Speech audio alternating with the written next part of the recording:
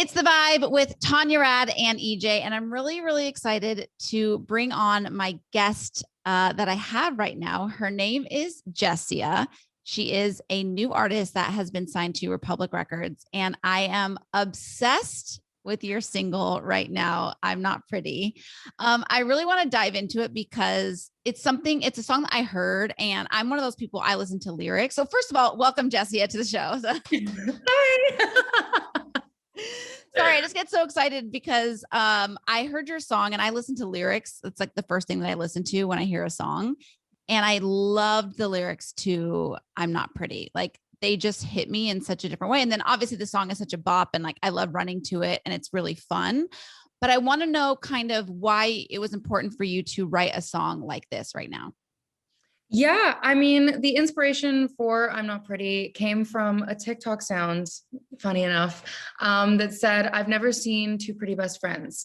And it kind of got me thinking, like, all of my friends are absolutely gorgeous. So maybe I'm just not the pretty one. And I just kind of like spiraled down, 2020 like totally kicked my butt. And so I don't know, I was like, it's time to write a song about this. And honestly, I am so thankful that you're talking about the lyrics, because it's like one thing to be a singer, but I'm also like, it's just like a level up of a compliment for somebody to be like, no, like your lyrics mean something. I'm like, oh, thank you. So thank you very much. So welcome.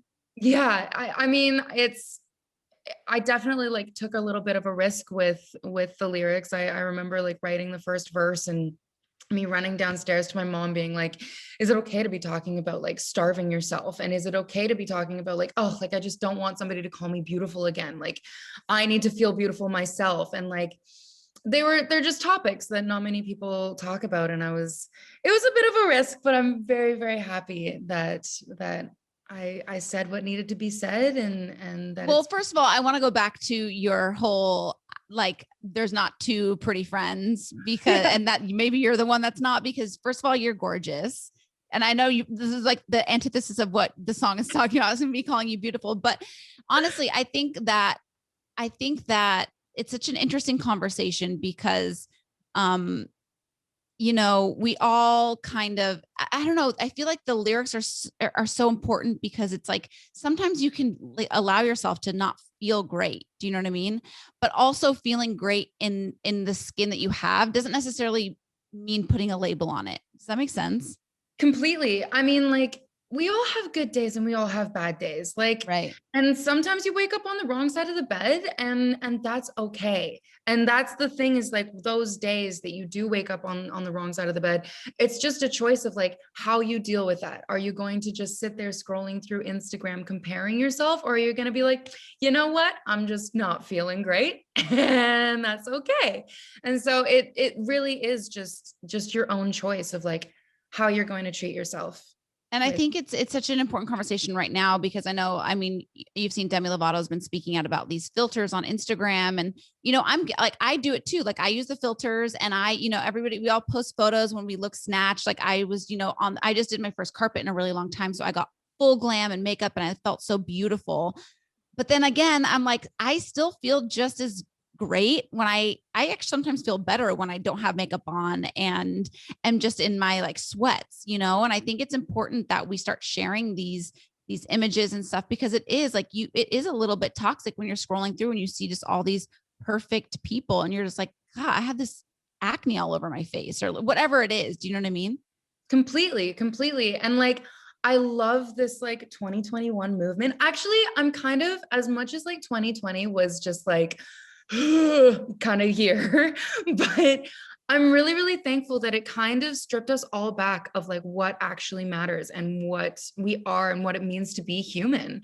And so I'm really loving this movement of people just not showing the highlight reel all the time and showing the real stuff. And I'm throwing it back to TikTok. Like that was the first thing that I noticed, like jumping onto that platform. I just saw how many people were just like, the cameras were like facing like this and they didn't care. And it was just like, yes, like this is what I love about it. And so and it's also about too, I think something that I really kind of resonated with is I want to take care of myself and I want to be a healthy person and take care of my mind and body for me. But I'm still like, I love the lyric of just like, I have a little belly and a bum, bum, bum, bum. Cause it's like, I have all those things and I still, you know what I mean? Like it's there and it's part of me and it's me, you know what I mean? But I also want to talk about, I heard that Ryan Tedder slid into your DMs. Was it after he heard I'm Not Pretty? Yeah. Oh my God. I almost died. I would lose my mind. That man to me is like the musical genius of our time. Oh my God. You and me both, girl. What did he say? What did he say in the DM? He was like, "Hey girl, what's up? Where you at?" And I think that that's honestly like word for word. He's going to look back at it and just be like, she memorized my DM. I would too. But like, I literally spent like, I don't even want to admit how much time trying to like figure out like the coolest thing to say back, not being like, "Oh my God, I love you." Please. Like, please, I love you. But yeah, I was like, "Oh yeah, just like writing songs up in Canada about bellies and bums, just trying to play it like so cool." But how long did oh it actually take you to think of that response? Truly. I don't want to say, probably like 15, 20 minutes of me just like, no, and like backspacing. And then and like, how many people did you ask? How many people did you ask? I sent it myself because I was just wow. like, I can't. But then I remember phoning my best friend and like, oh, it's a memory that I'm never gonna forget. But I was like, my Tedder DM'd me, and she was just like, "Oh my God!" And we were just like the biggest fangirls ever. And like, still, like, we're now doing like sessions together, and he's helping me write new music. And like every single time it's like me, Elijah Woods and Ryan are all on a Zoom, and like I log off and I phone Elijah and I'm just like, "Were you there for that? Like, did you see did that actually happen?" Yeah, like I needed the validation of being like, I'm not dreaming, right? And so he reached out because he heard the song and he was just like, "Hey, I'm a fan, I want to work with you." Pretty much. Yeah. That is so wild.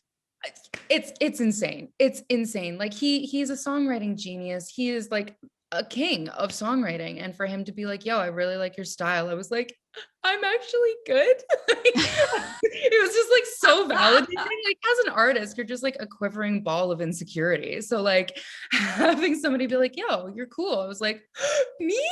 I know, but you know what I love about that too is Ryan Tedder is Ryan Tedder. Like he could tell his, label or assistant or whoever on his team, be like, "Hey, I like that girl's song. I like that Jessia girl's song. Reach out to her. I want to work with her." But he's like, "Nah, I just want to go straight to the source." And he just like goes in. Oh my goodness. That's the best thing about him too. Like he's just so grounded and such like a humble dude. Like yeah. he gives you the time of day. Like I'm sitting there and I'm like, I think that he was just going to like sign me and be like, "Okay, bye, have fun." But like, he is so there, so hands-on. Like I feel just so blessed. The same with Republic. Like everyone is just so like all there for me. And it's really refreshing and really beautiful. Okay. So you did mention you're making new music. Is there stuff coming? Like, what can you tell us about new music coming? It's really exciting. Yeah, I'm really, there's some new stuff. There's some new stuff. I've been writing with Elijah and Ryan pretty much 3 or 4 sessions a week and just writing as much as I possibly can. I'm really, really excited for the new stuff that's coming out. It's kind of like, it's for the first time I have like no boundaries and I'm still just writing for me. And I'm really, really happy that I'm just talking about the weird stuff. And what are you talking about in the new music? Ooh, you're going in for it, girl. I mean, a lot of just different perspectives in heartbreak and just like coming of age. Like there's a lot of things that you talk about with your friends, but have never really been in a song before. And so I'm wanting my music to be like, you're just sitting down and having a cup of coffee with me and just kind of like, we're just hanging out. I do feel like that we are kind of a little bit opening up these doors that have always kind of been shut in terms of just really frank conversations and honest conversations. You know what I mean? And I think it's a really, really cool time. Also, I can imagine I'm not a songwriter, but I feel like you probably feel like you have a lot of, openness and flexibility to kind of do more what you want and say what you want, because everybody's just opening up a lot more. Completely. Yeah. It's a perfect time to become like a songwriter now, just because there's no boundaries. I feel like I have the freedom to say whatever I want. It's just really cool. And you're not even going to give me one other topic. You have to. Yeah, I can't, because I don't know what songs, like we're writing so many songs that I don't want to like get you hyped up, and if this song never comes out, you're gonna be like, what about this song? Oh, right. So you're at the phase of writing where you're kind of just writing a bunch and then you're gonna whittle it down. Totally. It's very much just like word vomit right now, and I'm all here for it, but I don't want to like get your guys' hopes up. So all I can say, like, you don't have like a timeline, and essentially like, I'm going to have it done by this and I'm going to do this. Like, you're just kind of letting it flow.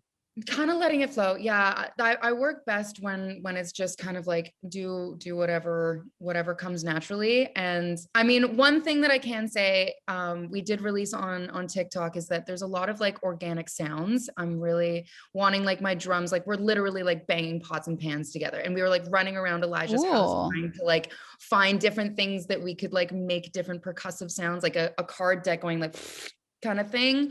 Cool. So yeah, so we're trying to do that with most of my most of my songs, but yeah, we're also like sampling some pieces of my home. I'm from Vancouver, and so like having like ocean sounds and things, but making everything really unrecognizable. And so you'll have to like really listen for what we do with it. But yeah, that's like a little Easter egg that I can give you. A little Easter egg. I love it.